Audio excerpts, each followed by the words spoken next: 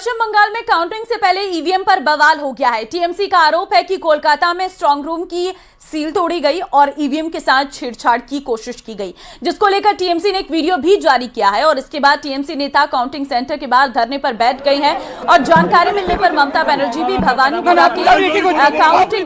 के counting centre पहुंची और करीब 4 घंटे तक वहां पर मौजूद रही है। और इस दौरान टीएमसी और बीजेपी के कार्यकर्ताओं में जमकर बहसबाजी हुई है और टीएमसी के आरोपों पर चुनाव आयोग ने जवाब दिया और कहा है कि कहीं स्ट्रांग रूम का ताला नहीं तोड़ा गया, ये बस अफवाह फैलाई जा रही है। जो होता है। अरे भाई हम लोग झगड़ा क्यों चाहेंगे? क्यों ऐसा बात कर? तो देखिए, हम 2 तस्वीरें आपको दिखा रहे हैं। कुछ सीसीटीवी फुटेज भी आपके सामने है जो टीएमसी के द्वारा जारी की गई है। टीएमसी का ये कहना है कि स्ट्रांग रूम में धांधली की जा रही है। टीएमसी कार्यकर्ता और पुलिस जो है वो आपस में भिड़ते नजर आए, आप तस्वीरों के माध्यम से देख भी सकते हैं। स्ट्रांग रूम में धांधली का आरोप जो है वो टीएमसी के कार्यकर्ता लगाते नजर आ रहे। ममता बनर्जी खुद जो है स्ट्रांग रूम के अंदर मौजूद रही हैं, स्ट्रांग रूम के बाहर पर भवानीपुर के, और उनका ये कहना है कि यहाँ पर बीजेपी के जो कार्यकर्ता हैं वो स्ट्रांग रूम में धांधली कर रहे हैं। ईवीएम मशीन है, इधर में स्टोर रूम है। तो आप लोगों को जानकारी है कि नेताजी इंडोर में सीसीटीवी जो हम पाए गए और बहुत सारे जगह में कि उधर में मैनिपुलेशन हो रहा है और बाहर का आदमी आके वो खुल रहा है, देख रहा है, पोस्टर डायलॉग को इधर उधर कर रहा है। चुप दादा चुप। वो देखने के बाद मैंने जब सीसीटीवी देखा टीवी में, तो मैंने सोचा मैं भी देख के आऊँ। तो पहले तो सेंट्रल फोर्सेस मेरे को एंटर ही करने नहीं देते थे। उसका बाद पूछा किसी से, बोला नहीं हमको जाने का हक है, बिकॉज वो लोग पहले किसी को अंदर में ही जाने नहीं देते। लेकिन as per our election rules, the candidate and election agent of any party is allowed up to the sealed room, not inside the sealed room but outside at the door of sealed room. दूसरे phase की voting के बीच कई जगहों पर गड़बड़ियों की शिकायतें आई हैं। फाल्टा सीट से भी एक हैरान करने वाला मामला आया है सामने। बीजेपी के आरोपों के मुताबिक फाल्टा में ईवीएम पर कमल के निशान को जानबूझकर टेप से ढका गया। बीजेपी के आरोपों पर चुनाव आयोग एक्शन में आ गया है, तो वहीं फाल्टा सीट पर वोटिंग के दौरान सुरक्षा सख्त कर दी गई।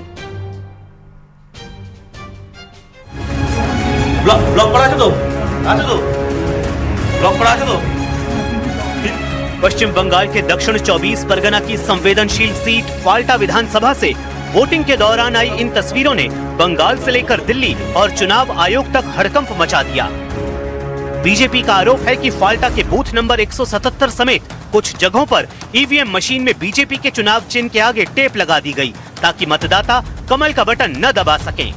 बीजेपी के IT cell head Amit Malviya ने एक वीडियो शेयर करते हुए सीधा हमला टीएमसी प्रत्याशी जहांगीर खान पर बोला। मालवीय ने इसे डायमंड हार्बर मॉडल करार दिया। उन्होंने आरोप लगाया कि ममता बनर्जी जिस जहांगीर खान का बचाव कर रही हैं, वो बूथों पर गुंडागर्दी करवा रहे हैं।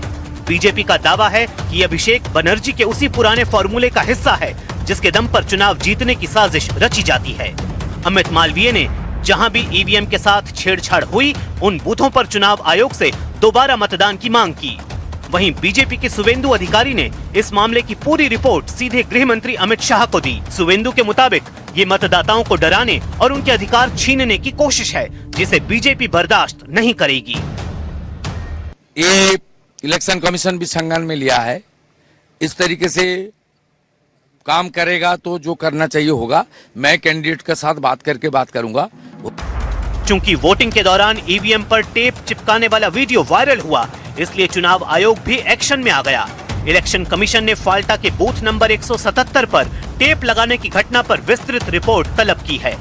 आयोग ने साफ कर दिया है कि अगर जांच में गड़बड़ी की पुष्टि होती है तो बूथों पर दोबारा वोटिंग कराई जाएगी। हालांकि दावे के मुताबिक टेप हटाकर मतदान प्रक्रिया दोबारा शुरू कर दी गई। ईवीएम पर टेप चिपकाने के आरोपों के बीच फाल्टा विधानसभा सीट पर सुरक्षा बढ़ा दी गई। वोटिंग के दौरान बूथों पर अर्धसैनिक बलों की पेट्रोलिंग बढ़ी दिखाई दी। सीएपीएफ यानी सेंट्रल आर्म्ड पुलिस फोर्सेस के जवान लगातार अनाउंसमेंट करते नजर आए कि डरने की कोई जरूरत नहीं। चुनाव आयोग ने गंभीरता उसमें दिखाई है। उसके बाद फाल्टा इलाके में जो पोलिंग बूथ है वहां पर सीएपीएफ यानी अर्धसैनिक बलों के जवानों की मौजूदगी बढ़ा दी गई है। और आप यहां पर तस्वीरों में देख सकते हैं कि इस तरीके से जो सीआरपीएफ या आईटीबीपी या बीएसएफ या एसएसबी के जवान ये दौरा कर रहे हैं लगातार। ये बड़ा प्लान बनाया गया है, बड़ा डिप्लॉयमेंट प्लान बनाया गया है। देखिए ये तस्वीरें हैं जो अतिरिक्त सतर्कता, जो हिंसा की घटना और पोलिंग मशीन में ईवीएम में जो टेपिंग की घटना के सामने आने के बाद जो बढ़ाई गई है। अब आपको बताते हैं कि पश्चिम बंगाल की फाल्टा सीट इतनी हॉट क्यों है। दरअसल फाल्टा डायमंड हार्बर लोकसभा क्षेत्र का हिस्सा है जो ममता बनर्जी के भतीजे अभिषेक बनर्जी का गढ़ माना जाता है। यहाँ से टीएमसी ने रसूखदार उम्मीदवार जहांगीर खान को मैदान में उतारा है। वहीं बीजेपी इस बार अभिषेक बनर्जी के इस किले में सेंध लगाने के लिए एड़ी चोटी का जोर लगाती दिखी।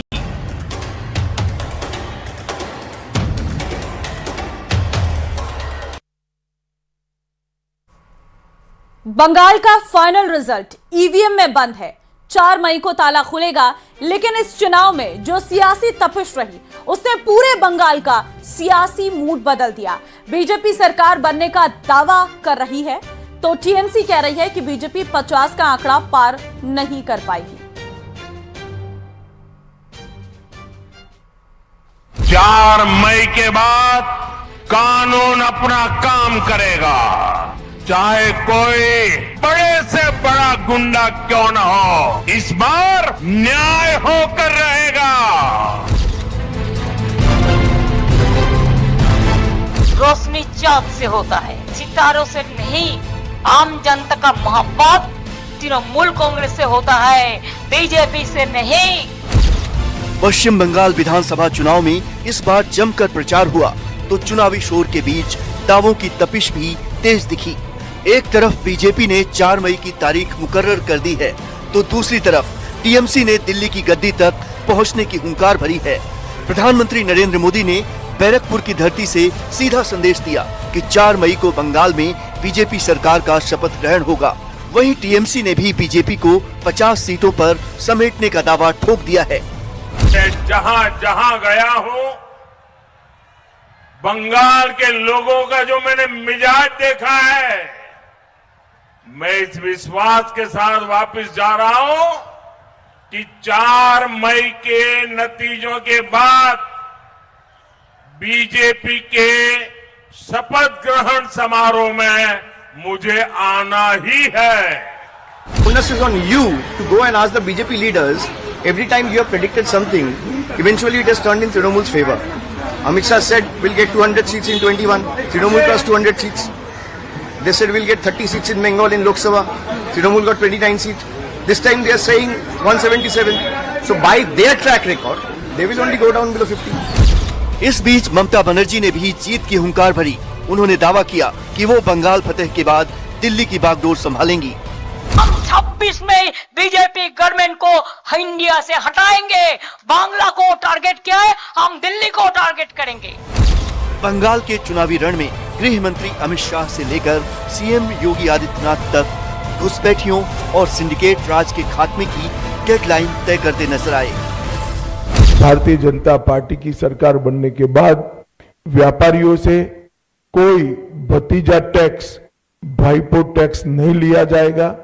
सिंडिकेट को हम समाप्त कर देंगे। जब 4 मई को परिणाम आएंगे तो बंगाल के अंदर भगवा ध्वज लहराया जाएगा। बंगाल का अंधकार समाप्त होगा। बंगाल फिर से सोनार बांग्ला बन करके अपनी इस पहचान को आगे बढ़ाएगा। दावों की इस लड़ाई में निजी हमले भी तेज हुए। सुवेंदु अधिकारी ने दावा किया कि ममता बनर्जी अपने ही गढ़ भवानीपुर में चुनाव हार रही हैं। वहीं विपक्षी खेमे से तेजस्वी यादव ने ममता को संजीवनी देते हुए कहा कि बीजेपी की हार में ही देश की जीत है। कांग्रेस भी पीछे नहीं है। अधीर रंजन चौधरी ने टीएमसी पर डर का माहौल बनाने का आरोप लगाते हुए उनकी हार को तय बताया। ये तगड़ा है, ममता हारेगी, बहुत वोट से हारेगी। वो लोग क्लेम कर रहे हैं कि 225 से जीतेंगे। वो क्लेम करने दी। चुनाव के मामले हम इतना कहेंगे कि बीजेपी के हार में ही देश की जीत है। भाजपा और तृणमूल दोनों मिलके ये दोनों मिलकर यहाँ रहना चाहते हैं, बाकी किसी को घुस नहीं देना चाहते, इसलिए ध्रुवीकरण की राजनीति दोनों को पुसाते हैं और ध्रुवीकरण की राजनीति करेगी। बंगाल का ये चुनाव अब नारों से आगे बढ़कर अस्तित्व की जंग बन चुका है। अब 4 मई को पूरा देश देखेगा कि जनता किसके दावों के साथ है।